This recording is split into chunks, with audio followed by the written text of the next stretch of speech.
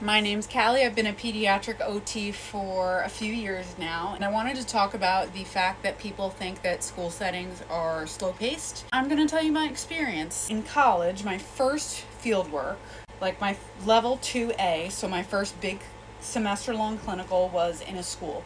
This school was a typical type of school. It was in a state that is not as populated, I would say, and it was in the beginning of the year.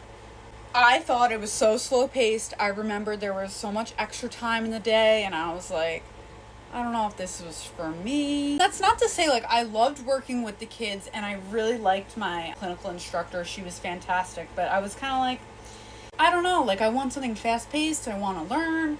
And then I had my second clinical a year later in a hand therapy clinic, which was faster paced.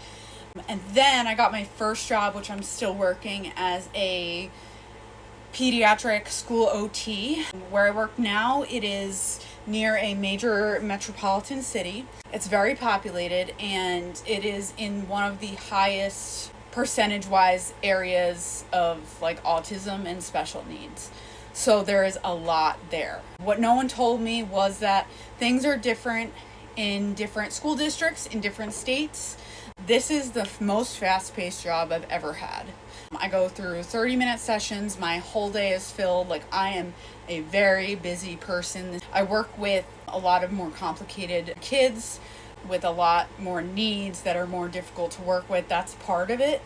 But like, I absolutely loved it because I remember like always really liking pediatrics, but I was like, I just want to do something like where I feel like I'm learning all the time, and like now I have that. So it depends on the type of school you're in, and also just like the area, I would say. What nobody told me was that I find that the beginning of the year is always slower than the end of the year. So like if you have your clinical, it's the first half of the year, it's going to be slower because as the school year goes on, teachers are filling out recommendation forms for OT. They're seeing things that kids are having trouble with. They're requesting evaluations, and then kids keep on getting added. So just keep that in mind if you have a clinical.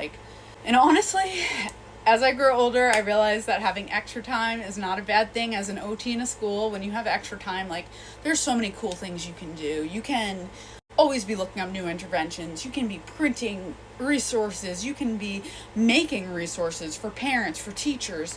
You can be making a sensory path. You can be just being a positive part of the community. You can be doing so many things. So